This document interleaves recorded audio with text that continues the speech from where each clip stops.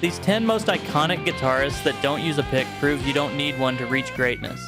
So I thought, why not dive into their stories? Let's explore 10 of the finest guitar players on the planet who never relied on a pick. If you ask anyone to name their top 10 guitarists, chances are Jeff Beck will make the list. He was truly one of the greatest to ever pick up the instrument. What set Beck apart was his refusal to use a pick, crafting a complex and unique style all his own. Check out his legendary 2007 live performance at Ronnie Scott's.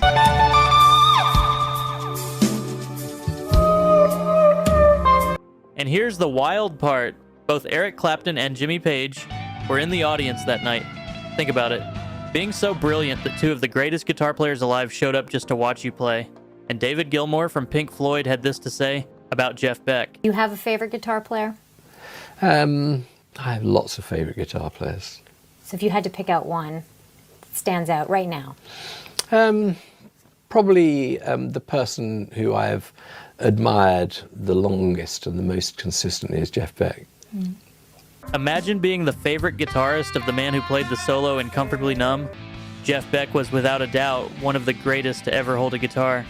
That's not just opinion. It's a widely shared belief among musicians everywhere.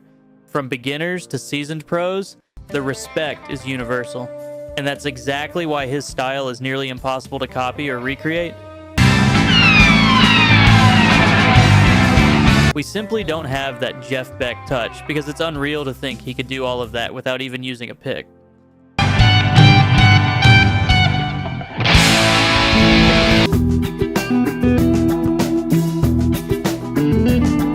Mark Knopfler from Dire Straits. In my opinion, he's one of the most underrated guitarists to ever play. Dire Straits delivered countless classics, and that's largely thanks to Knopfler leading the band as both frontman and guitarist. This is the genius who wrote the iconic Money for Nothing intro. And here's the kicker. Mark Knopfler doesn't use a pick. He even explains it himself in a short YouTube interview I came across. Give it a listen. A pick is actually the biggest amplifier that there is. But then, after a few years of doing that, I learned to fingerpick because I started playing in folk places.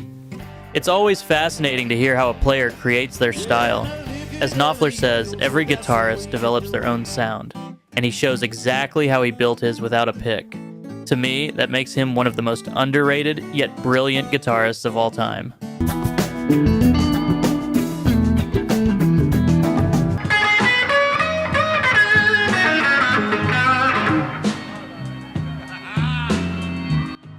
Albert King is a true blues legend.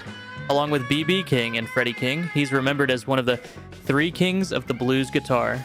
But Albert stood out even among giants. He was Stevie Ray Vaughan's idol. Imagine being so good that Stevie Ray looked up to you as the standard of what a blues guitarist should be.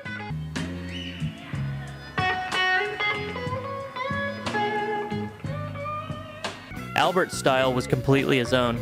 He played a right-handed Gibson Flying V flipped upside down without restringing it, which reversed the strings and forced him into unique phrasing and bending techniques. And unlike most players, he never used a pick. By relying only on his fingers, he created a thick, vocal-like tone that became instantly recognizable. There will never be another Albert King. His touch, his tone, and his originality paved the way for countless blues players, Stevie Ray included, and his influence still echoes every time someone bends a note with raw soul. Truly one of the greats.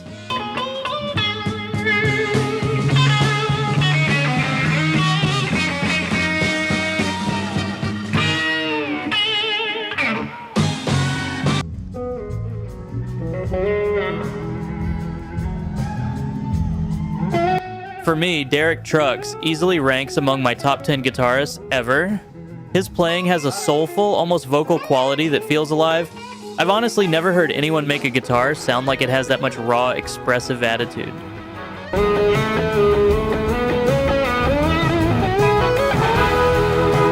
What really sets him apart is his fingerstyle slide technique. He totally avoids using a pick. Slide players often go pick-free to better mute unwanted strings and avoid unwanted noise.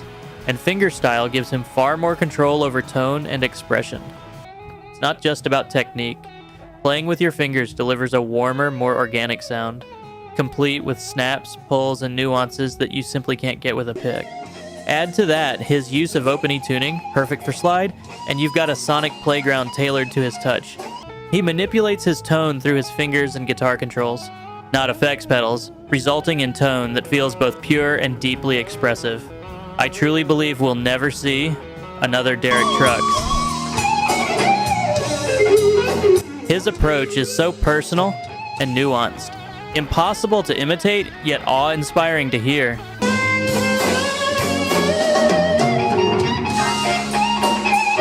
I know someone who at the age of 19 taught himself how to play the guitar, and today he's considered by musicians to be one of the greatest jazz guitarists in the world, Mr. Wes Montgomery. Wes Montgomery was one of the greatest jazz guitarists of all time, and his sound was instantly recognizable. Unlike most players, he never used a pick. Instead, he developed a unique thumb-picking technique, brushing the strings with the fleshy part of his thumb. This gave his playing a warm, rounded tone, far smoother than the sharp attack of a pick. The story goes that Montgomery came up with this approach while practicing late at night, trying not to wake his family. What started as a necessity turned into his signature style.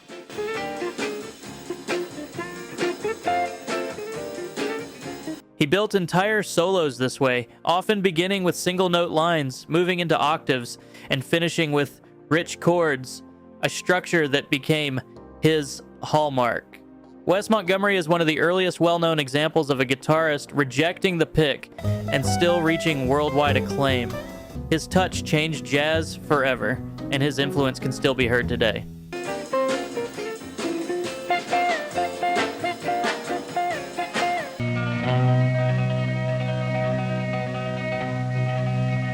Robby Krieger has always grabbed my attention, not just as the Doors' enigmatic guitarist, but as someone whose style is so original I can't stop admiring it.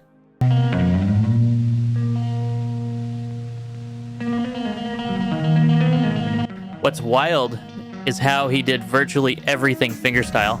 No pick needed. His early flamenco training and classical background shaped that technique, and it's all over tracks, like Spanish Caravan and Moonlight Drive.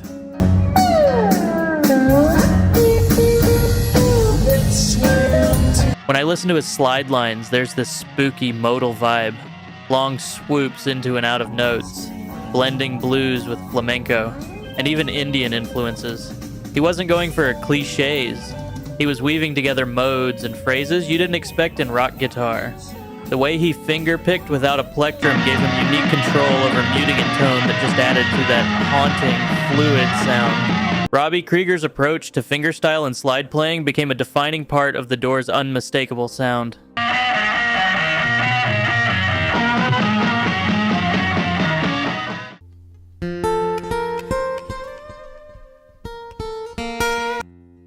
Lindsey Buckingham has always fascinated me, not just as a songwriter or singer, but as one of the most unique guitar players I've ever heard.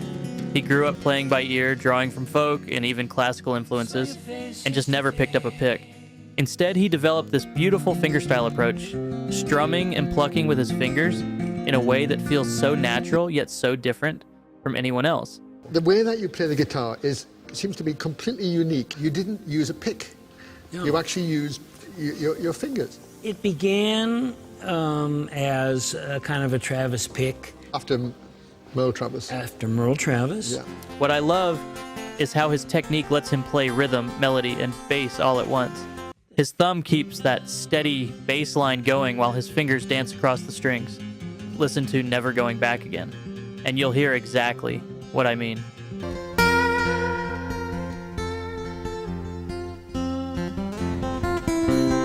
It's delicate but powerful, precise but emotional. To me, there's nobody like Lindsey Buckingham. His sound is pure, personal, and completely his own. In that house on the hill, looking out for love.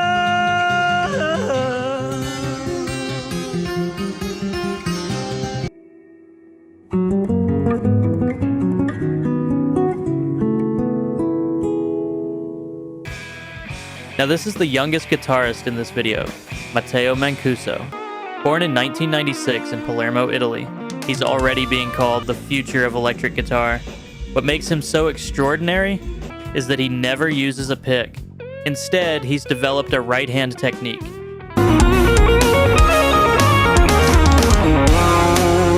Inspired by classical and flamenco guitar, using only his index and middle fingers to play lightning-fast runs with incredible precision and tone.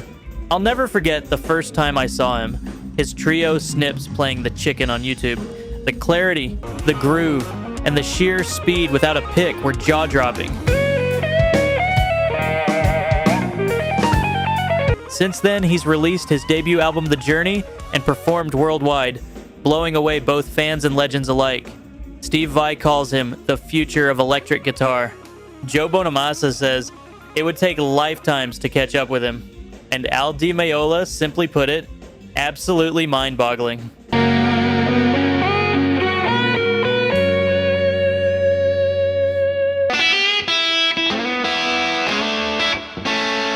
Richie Kotzen has always been mesmerizing, not just for his fiery riffs in Mr. Big, Poison, or the Winery Dogs, but for his uniquely personal approach to guitar.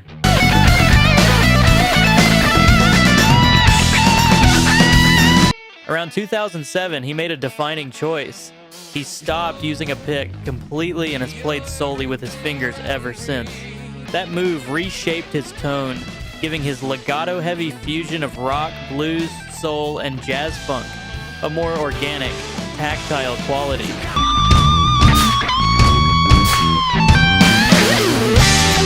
Listening closely, you can hear him sweeping and flowing through phrases with his fingers, sometimes alternating between thumb and fingers like a bass player, other times layering fluid legato runs you'd expect from a shredder, but delivered with fingerstyle nuance.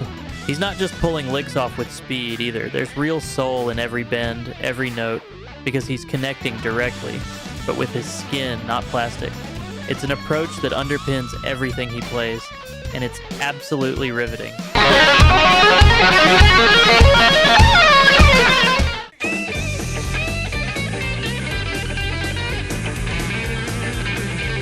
Toy Caldwell was the driving force behind the Marshall Tucker Band, serving as their lead guitarist, songwriter, and a key part of the southern rock sound of the 1970s. What made him stand out was his unorthodox technique. He never used a guitar pick. Instead, Caldwell relied on his thumb for nearly all of his playing, which gave his lines a warm, rounded attack and a raw expressiveness that just cut through the mix. What captivates me most is how that thumb technique let him sculpt fast, articulate leads with dynamic range, percussive muting, and legato phrases full of hammer-ons and pull-offs. He even used his longer thumbnail to simulate pick-like brightness when needed. Occasionally, he'd bring in his index and middle fingers, remnants of his Travis-style picking route, for chordal textures, or intervallic fills. Toy wasn't just a southern rock player. He blended country, blues, jazz, gospel, and melody-conscious phrasing into a style that's unmistakably his own. His thumb-based technique was a huge part of that, and his sound still resonates as uniquely expressive to me. Well, you know, I'm sick and tired of New York. Now, these were just 10 players that came to my mind, but which ones did I miss? Tell me in the comments. Thank you for all the continued support. I hope you guys have a great day.